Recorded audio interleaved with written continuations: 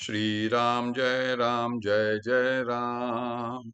श्री राम जय जय राम। श्री राम जय जय राम। ओम नमः शिवाय। ओम नमः शिवाय। ओम नमः शिवाय। योग वासिष्ठ दिवस क्रमांक 477। उपशम प्रकरण सर्ग 90। राम म्हणाला, प्रभो, विचाराचा उदय होऊन चित्ताचे स्वरूप अस्त पावले असता वीतहव्य मुनींच्या ठिकाणी मैत्र्यादी गुण उत्पन्न झाले, हे मला आपण कोणत्या आशयाने सांगत आहात? चित्त ब्रह्मामध्ये लीन झाले असता मैत्र्यादी गुण कोणाचे व कोठे स्फुरण पावतात ते मला समजावून सांगा. वशिष्ठ म्हणाले, रामा, चित्ताचा नाश दोन प्रकारचा आहे, एक स्वरूप व दुसरा अरूप. जीवनमुक्त हा स्वरूप चित्तनाश आहे व विदेहमुक्त हा अरूप चित्तनाश आहे. ह्या लोकी चित्ताची सत्ता दुःखाला कारण होते व चित्ताचा नाश सुखाला कारण होतो. यास्तव चित्ताची सत्ता क्षीण करून चित्ताला वासना बीज रहित करावे. तामस वासना समूहाने व्याप्त झालेले मन तेच जन्माचे कारण आहे. यास्तव तेच मन विद्यमान आहे असे तू समज. ते केवळ दुःखालाच कारण होते. अनादि अध्यासाने सिद्ध झालेल्या शरीर, इंद्रिये व विषय यांच्या गुणसमूहास हा समूह माझा असे जे चित्त जाणते तेच अतत्वज्ञ व दुःखित चित्त असून त्यालाच जीव म्हणतात.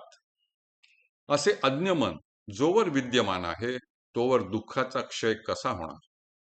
मन असत पावले म्हणजे प्राण्याचा संसार असत पावतो. या अज्ञ जंतूमध्ये वासना रज्जूंनी दृढ केलेले जे विद्यमान मन तेच दुःखरूपी वृक्षाचे मूळ आहे, तोच दुःख वृक्षांच्या वनाचा अंकुर आहे असे तू जाण. राम म्हणाला, ब्रह्मन, कोणाचे मन नष्ट झालेले असते, नष्ट झालेले मन कशा प्रकारचे असते, त्याचा नाश कसा होतो व नाश पावलेल्या मनाची ही सत्ता कशी असते? वशिष्ठ म्हणाले, रामा, मी तुला चित्ताची सत्ता सांगितली, आता त्याचा नाश ऐक.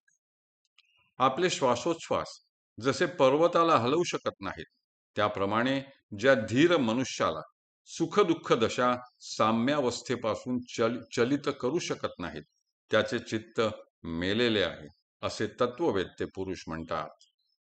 हा 7 विती लांब देहच मी आहे व ह्या देहाहून निराळा तो मी नव्हे, अशी भावना ज्या मनुष्याला आपल्या अंतःकरणात परिच्छिन्न करीत नाही, त्याचे मन नष्ट झालेले आहे असे समज. कोणत्याही आपत्ती, कृपणता, उत्साह, मद, मंदता, महोत्सव ज्याच्या अंतःकरणात व मुखचर्येवरही काही विकार उत्पन्न करू शकत नाहीत, त्याचे मन नष्ट झालेले आहे.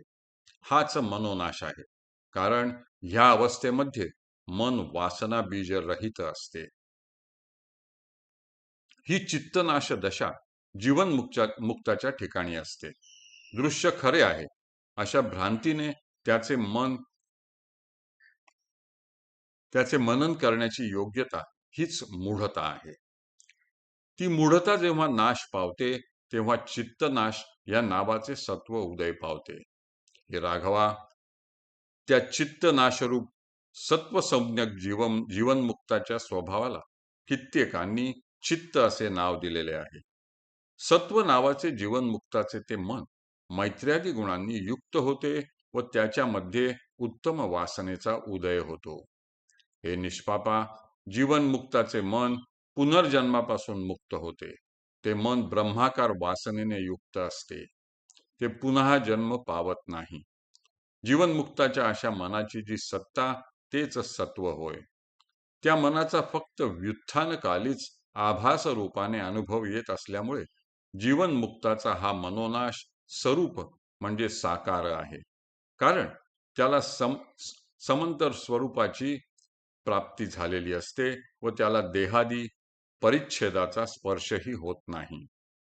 चंद्राच्या ठिकाणी जशा आल्हाददायक दीप्ती असतात, त्याप्रमाणे जीवनमुक्ताच्या त्या मनोनाशामध्ये प्रसन्न असे मैत्र्यादी गुण सर्वदा सर्व प्रकारे स्थित असतात. वसंत ऋतूमध्ये हिमालयामध्ये जशा पुष्पमंजिऱ्या स्फुरण पावतात, त्याप्रमाणे जीवनमुक्ताच्या मनोनाशामध्ये सत्व नावाच्या गुणसंपत्ती स्फुरण पावतात. हरि ओम तत्सत, हरि ओम तत्सत, हरि ओम तत्सत.